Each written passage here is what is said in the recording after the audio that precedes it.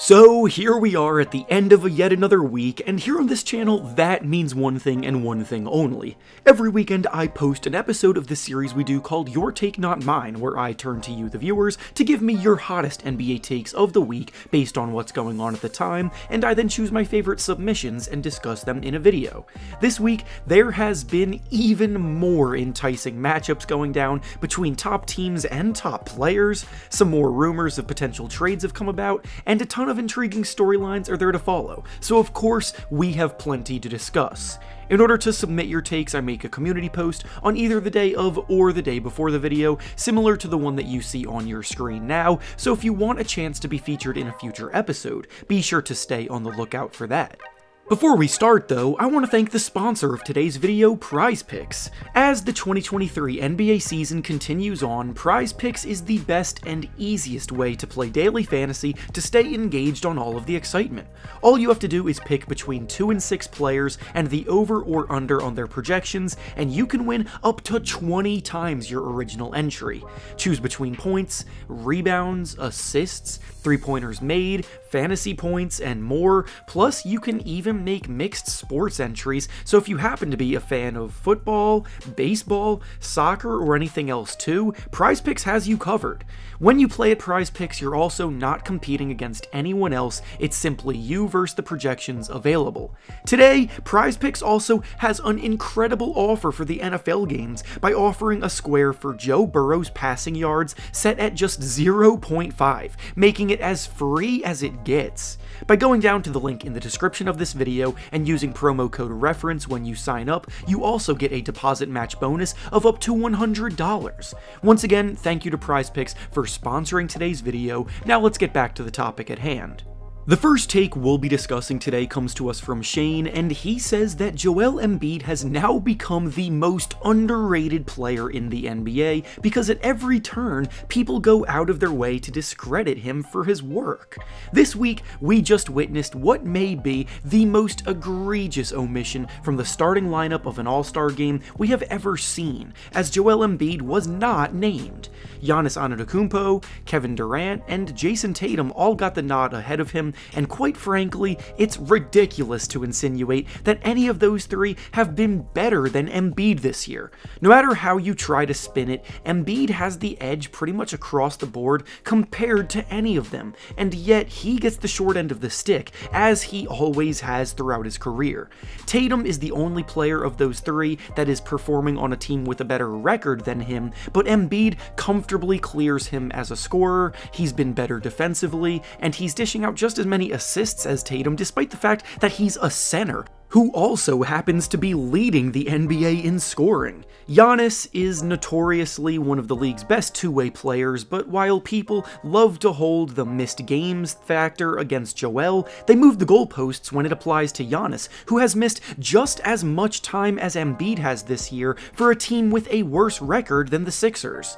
Then, compared to Durant, the same things apply, where Embiid's individual production on both ends comfortably clears him, while also doing so for a team higher in the standings. People love to hold Embiid's free throw shooting against him as if it's supposed to be a slight that defenders have to resort to fouling him in order to stop him, and then again they move the goalposts when it applies to Giannis Antetokounmpo, who literally shoots more free throws than Joel Embiid. The only way Joel will ever get the respect that he deserves is if he leads the Sixers on a deep playoff run, unfortunately, and he knows this, so it is a huge year for him because of the opportunity that the team realistically has to get it done. The next take we'll be discussing today comes to us from D-Ballin, and he says that the Oklahoma City Thunder are the best young team in the NBA right now. The Thunder probably get the least amount of attention by the national media and by the average audience because honestly, they haven't really had any kind of expectations for a few years now. When you rebuild, obviously patience is key to a successful process, but in the meantime, there's a lot of uninspiring basketball that doesn't exactly draw fans to tune in throughout. The assumption by most is that the Thunder fell into that category, but the truth is that they're actually progressing a lot faster than anyone realizes. Without looking it up, if I asked most of you to guess where the Thunder were in the standings, I'd bet I'd hear a lot of answers saying that they're at the bottom. But as things currently stand, they're literally just one single game back of the 7 seed in the standings right now, and they're just a game and a half back of being completely safe from even having to partake in the play-in tournament,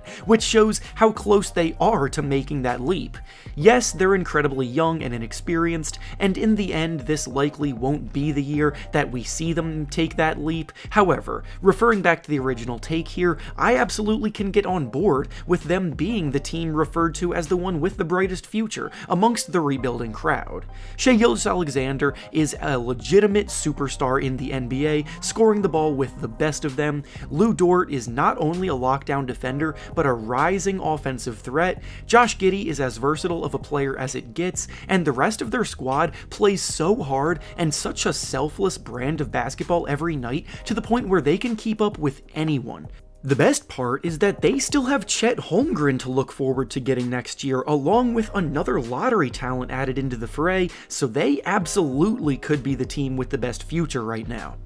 And finally, the last take we'll be discussing today comes to us from Samuel, and he says that the Warriors and the Clippers are still dark horse contenders despite their early struggles. At the beginning of the season, these two teams were the favorites to make it out of the Western Conference in most people's eyes, so the fact that they're now being talked about as dark horses is pretty crazy, but seeing as they are in 5th and 7th place in the standings respectively, that's typically the range that dark horses find themselves in, so it's only right. Obviously, neither team has lived up to the expectations this season, and I don't think either should be the favorite necessarily to come out of the West, but when the playoffs roll around, I don't know if I'd trust some of these other teams ahead of them in the standings like I can trust them, so it's going to be hard to disagree with this take here. The Warriors are the defending champions and are far and away the most experienced team in the West. They've dealt with injuries consistently throughout this season, and they very well may end up proving that this whole season was just them on cruise control, knowing that they can kick it into another gear at the end when the season needs them to.